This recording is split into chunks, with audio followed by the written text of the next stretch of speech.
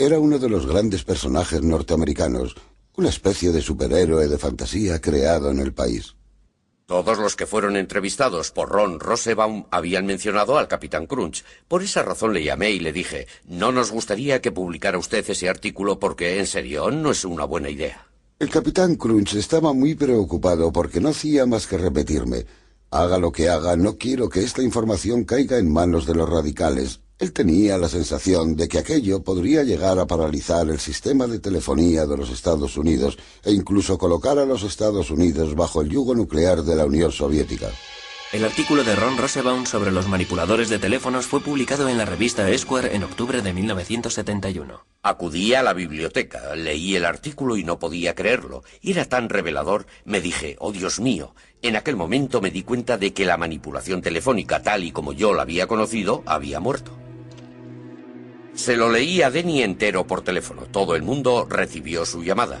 Una de las últimas llamadas que hicimos fue para leer el artículo a todos porque no podían leerlo. No daban crédito a aquello. Les dije, chicos, estáis acabados. No debisteis permitir que aquel tipo hablara con vosotros. No teníais que haberle proporcionado toda esa información. Después del artículo del Esquire, todo el mundo se subió al carro. Hola a todos. ¿De quién es el número 2374059? Mío y de Paul. Después todas aquellas fuerzas tan poderosas se unieron sobre todo con la idea de robar. En algunos casos no pasó de una especie de vandalismo juvenil, ya saben, del tipo de estoy haciendo algo malo a que es chulo, pero en otros casos hubo afán de lucro. Bueno, en nuestro programa acelerado para cazar a los manipuladores de teléfonos que cada vez tienen más éxito, detectamos que algunos son hombres de negocios, detectives privados, agentes de bolsa, concesionarios de coches. Hasta hemos detectado a algunos que pertenecen al crimen organizado. La reacción afectó a los pioneros de la manipulación telefónica tan duramente como afectó a sus parásitos. Atraparon a los de Los Ángeles, atraparon a los de Seattle, atraparon a los neoyorquinos. Crearon jurados de investigación que lo analizaron todo. Y claro, todos los que atraparon tenían mi número. Y fui declarado responsable de todo a cuenta del artículo. Las autoridades actuaron con mano dura. La posesión de una caja azul podía suponer 2 años de cárcel. El Capitán Crunch fue acusado de un delito federal de fraude a las empresas de telefonía y pasó 4 meses en la cárcel. La manipulación de teléfonos estaba muerta, pero no enterrada. Estaba a punto de estallar una revolución tecnológica a escala mundial, y el Capitán Crunch todavía seguía allí para servir de inspiración a una nueva generación de piratas informáticos. La piratería había nacido como una exploración divertida de las redes de telefonía, pero todo aquello iba a cambiar con la creación del ordenador personal, una revolución tecnológica que los propios piratas informáticos habían inspirado. Un elemento clave en la revolución fue Steve Wozniak, un joven estudiante de ingeniería cuyo mundo había quedado patas arriba tras el artículo del Esquire sobre las cajas azules. Fue el artículo más sorprendente que jamás había leído. Hablaba de ingenieros y técnicos como yo que se habían burlado de las empresas de telefonía y que habían creado redes que nadie pensaba que existían. A Wozniak le entusiasmó tanto el artículo que empezó a montar su propia caja azul. Al principio solo puse algunos de los chips que yo mismo había diseñado en una tabla y empecé a soldar cables. Por esa razón, cuando acabé el montaje de la caja azul, algunos tonos estaban bien y otros mal. Empecé a buscar al Capitán Crunch. Una vez que su tapadera había quedado hecha añicos por el Esquire, John Draper intentó pasar totalmente desapercibido. Todo el mundo decía que John Draper era el Capitán Crunch. Llamé a la emisora de radio y pedí que John Draper me llamara. Me dijeron, no, ha desaparecido de la vista después del artículo del Esquire. Supe que había dado con él. 10 minutos más tarde sonó el teléfono. Exclamé, Dios mío, qué malas noticias. Era él, nos dijo que vendría a Berkeley a reunirse con nosotros en el dormitorio. Tuve la sensación de que el que venía a casa era el mismísimo presidente. Fui allí sin saber realmente qué era lo que estaba pasando.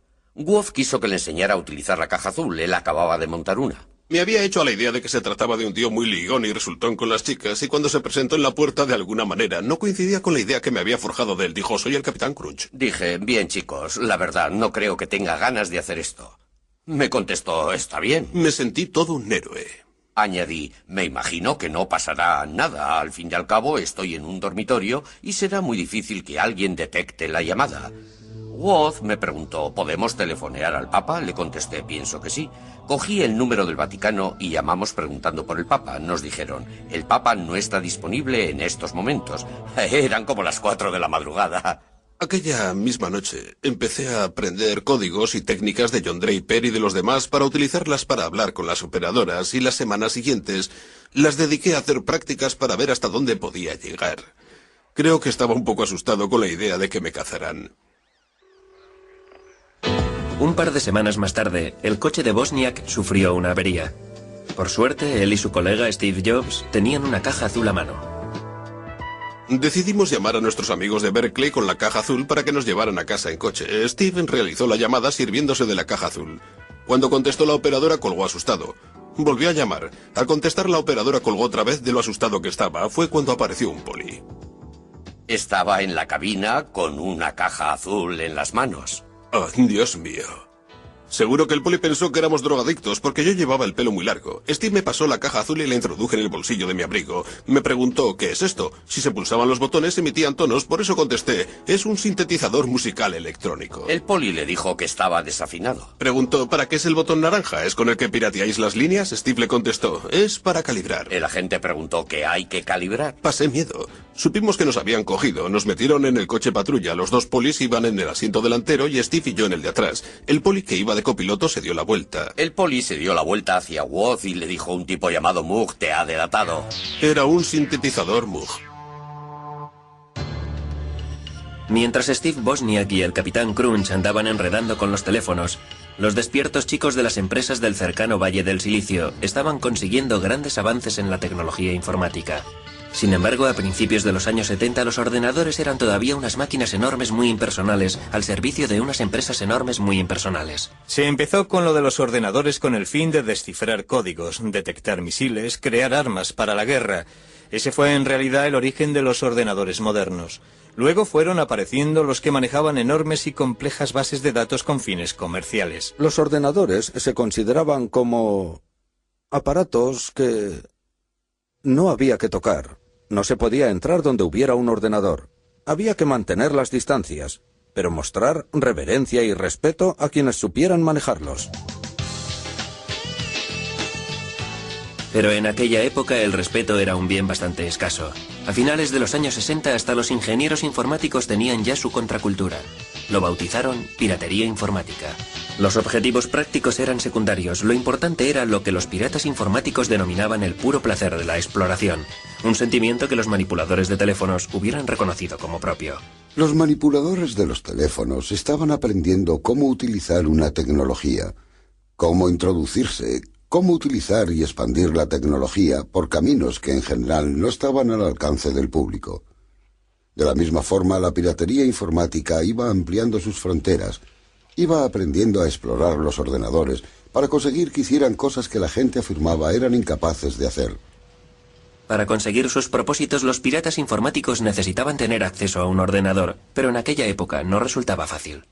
En mi primer año en la universidad dije a mi padre, algún día tendré un ordenador Nova 4K. Me contestó, Steve, cuesta tanto como una casa. Le respondí, entonces viviré en un apartamento. Algún día tendré ordenador. Cuando los ordenadores eran todavía unas máquinas crujientes que costaban 5.500 millones de euros, la idea de que alguien tuviera su propio ordenador personal resultaba inconcebible.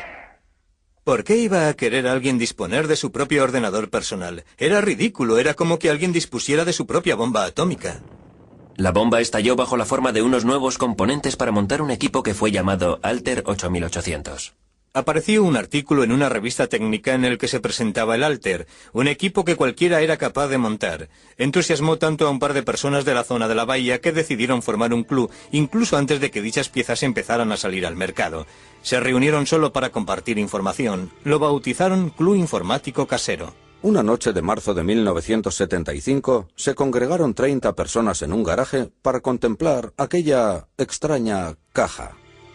Entre ellas se encontraba Steve Wozniak. Dentro de la caja había montada una red que llegó a fascinarles incluso más que la red telefónica. Estábamos dentro del garaje. Fuera estaba oscuro y estaba lloviendo. La puerta del garaje estaba abierta y todo el mundo empezó a hablar sobre ordenadores. La caja del Altair no tenía nada de especial. Venía desmontado. Una vez que lo montabas, movías las clavijas y empezaba a funcionar, pensabas, Vaya, es bonito de verdad. Pero ¿qué puedo hacer yo con esto?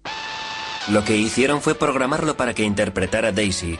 15 años antes, los ingenieros informáticos habían conseguido obtener la melodía con una máquina del tamaño de una casa.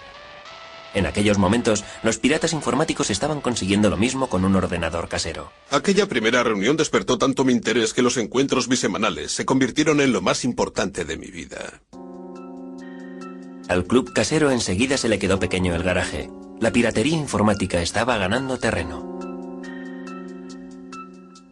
Alguien se levantaba y preguntaba, ¿tengo este problema? ¿Sabe alguien resolverlo? O, ¿recordáis que se mencionó este problema en el club hace 2 semanas? Ya tengo la solución.